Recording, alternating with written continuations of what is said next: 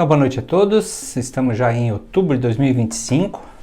Para a noite de hoje eu tenho um assunto que ele é um pequeno verso de Jesus, verso para se dizer assim, uma frase dele onde ele diz: há muitas moradas na casa de meu Pai. Então vou refletir um pouco sobre isso. Sou Edson Jasper, né, um trabalhador aqui da Casa Espírita, Fraternidade Espírita Candeia de Maria, né? Hoje nosso dia não é de desobsessão, mas de irradiação, né? E toda terça, nesse horário, temos a irradiação. Então, para quem entra em contato, né, nesse momento aí com a Casa Espírita, através do vídeo, através do pensamento, através da oração, né? Então, se você está em contato às 20 horas, nesse horário que o vídeo está sendo largado, você é visitado pelo menos por um espírito da fraternidade que está ligado à equipe que está aqui fisicamente, a equipe espiritual, e você recebe uma radiação espiritual para você, seu lar ou alguma água magna que você deixou aí para magnetizar também.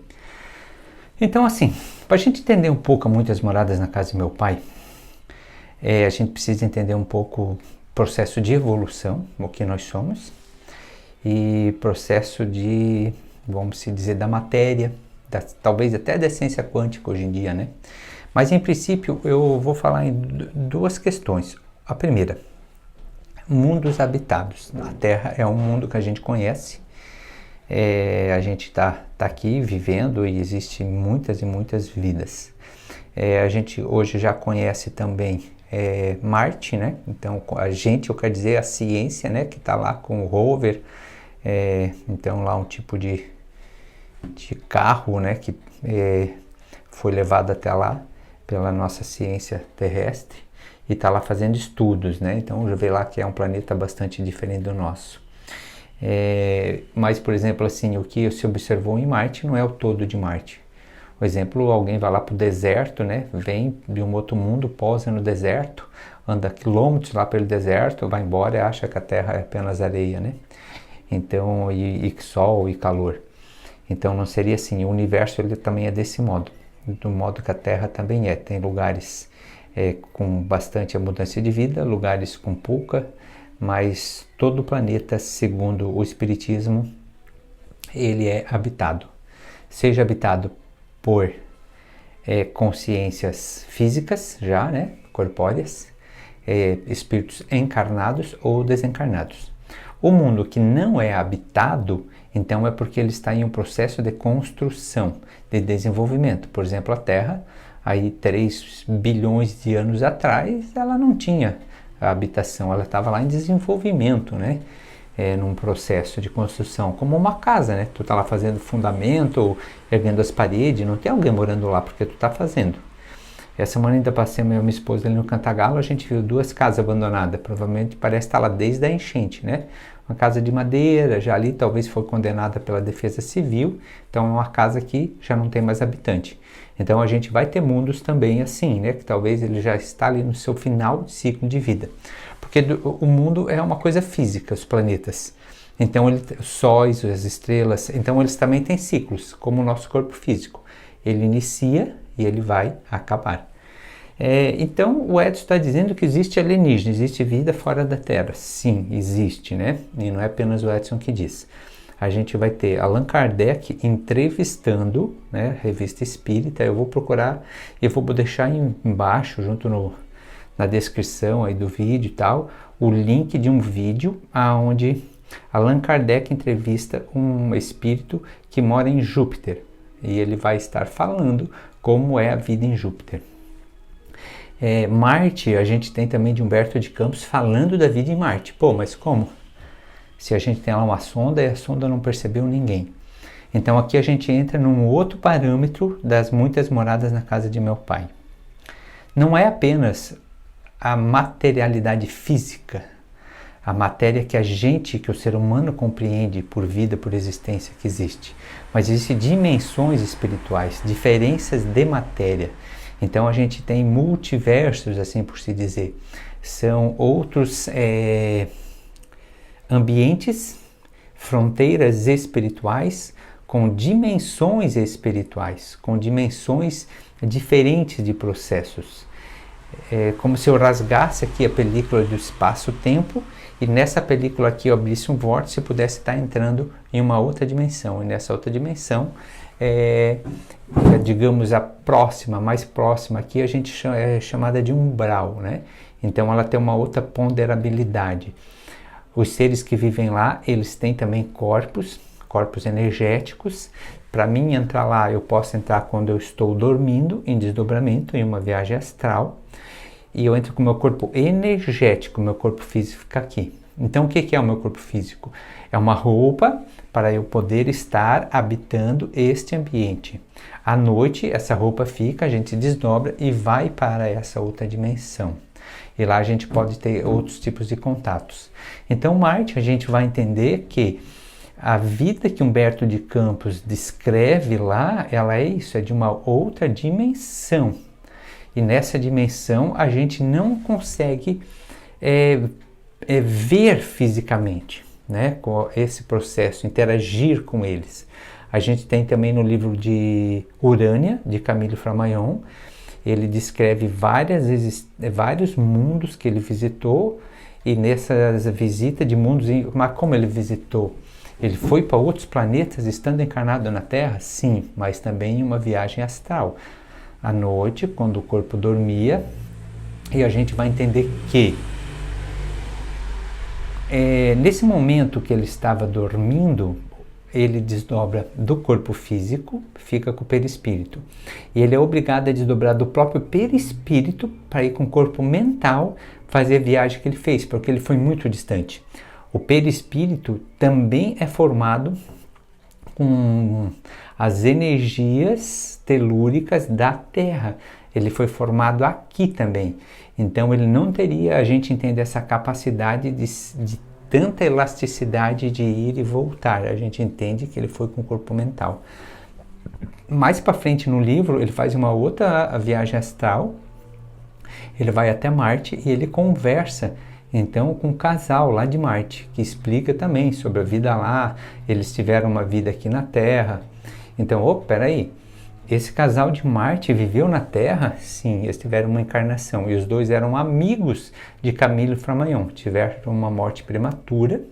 São personagens de 1870, mais ou menos por aí, ou 80, que após o Livro dos Espíritos, já tinha a doutrina espírita, que foi em 57, e Camille Flammarion era amigo desses dois, e ele reencontra eles, então, em Marte, sabe? Daí eles falam o que eles acharam da existência deles aqui na Terra, da nossa vida, do nosso comportamento, comparando, segundo eles, a vida de Marte, ela está bem mais evoluída que a Terra, nesse sentido, né?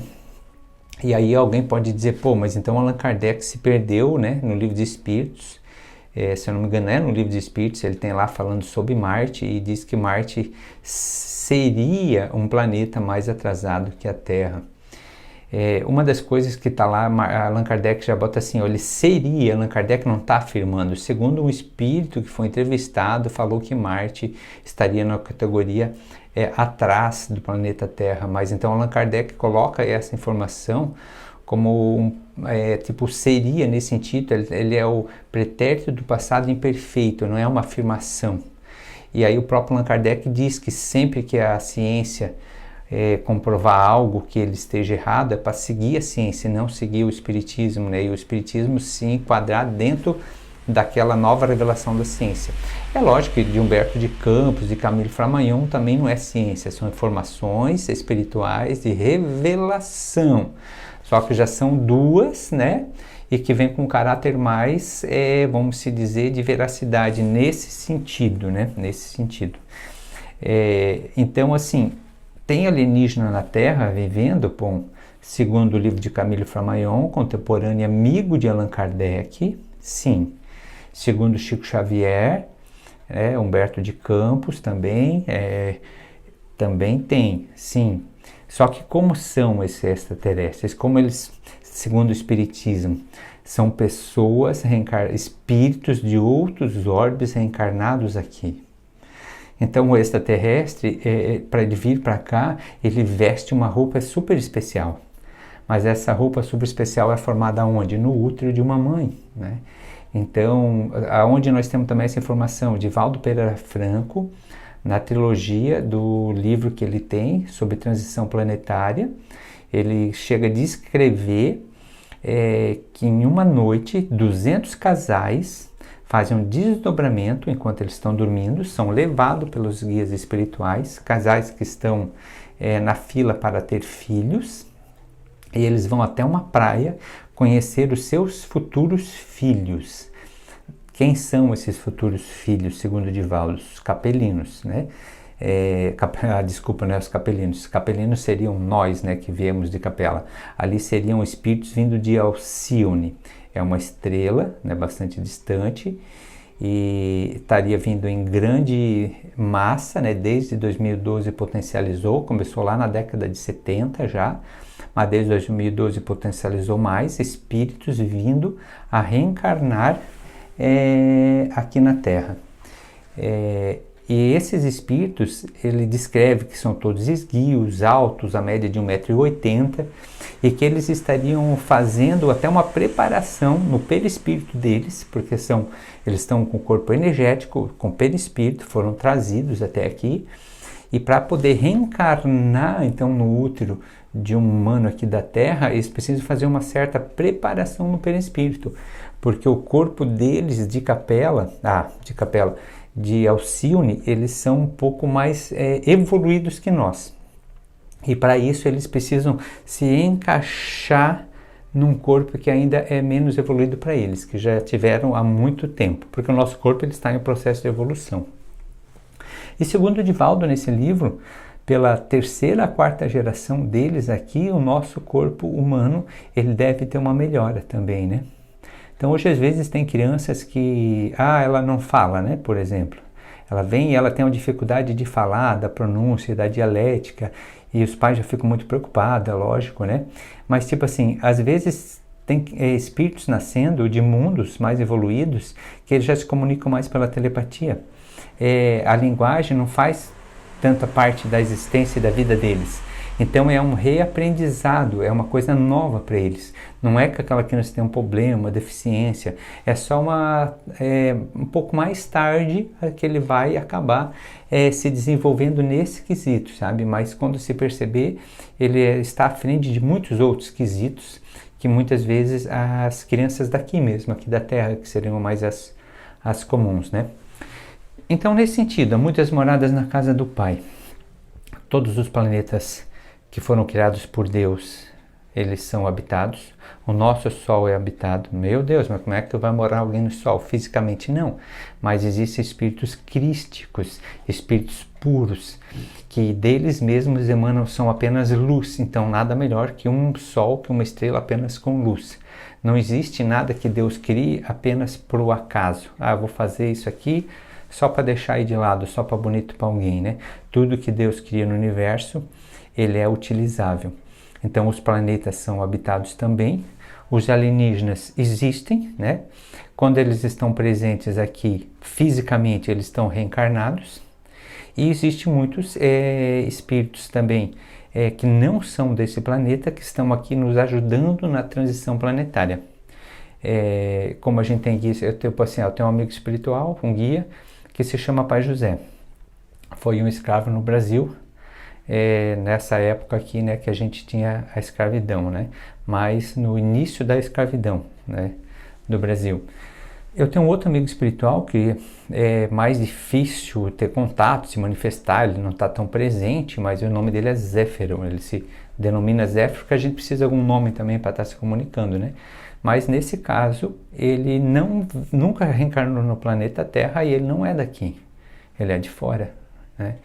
Então, nossa, meu Deus do céu, que loucura, né?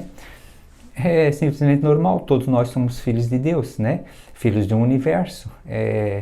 A Terra, por exemplo, que a gente vive hoje, a gente se diz Terráqueo, o Edson não começou a vida dele na fase da razão como humano na Terra. E de ninguém que está assistindo aqui o vídeo. Então a gente vai para Chico Xavier de novo, vamos pegar lá no livro A Caminho da Luz. Então ele fala das grandes raças decaídas, e agora sim de Capela, né? Os capelinos, que estariam mais ou menos aí, isso já aconteceu em torno aí de 7.000 anos, em uma terminologia datada do nosso modelo padrão de tempo, né? Porque o nosso tempo é uma coisa, o tempo de outro planeta é outro, diferente, né? Então, o nosso tempo é o dia e o tempo que a Terra gira sobre seu eixo e o tempo que a Terra gira em torno do Sol, né?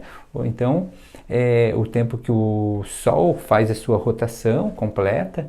Então, todos são fatores que a gente vai pegando esse determinado tempo como nosso ponto de vista. Agora, qual é o tempo lá de Capela, por exemplo? Quanto tempo a Terra, o mundo lá de Capela, porque Capela na realidade se eu não me engano, é um sistema solar binário com 2 sóis.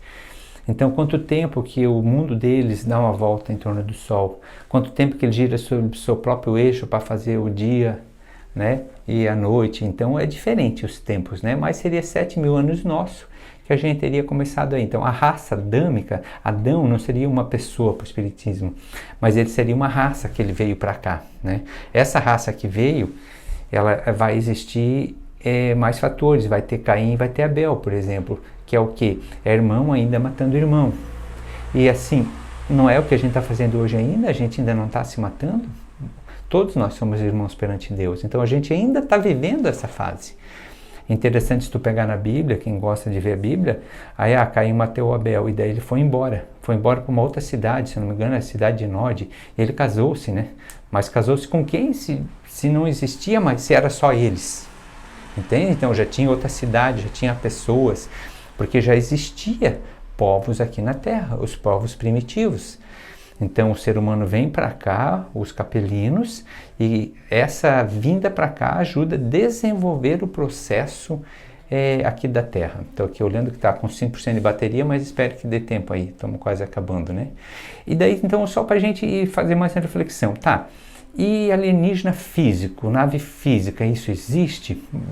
Assim, relatos a gente tem de pancada, né? Eu mesmo vi 2 vezes, é o que eu posso chamar de OVNI, mas era um tipo assim, não via nave ali física, eu vi luzes fisicamente, né? Só que a movimentação da luz, né?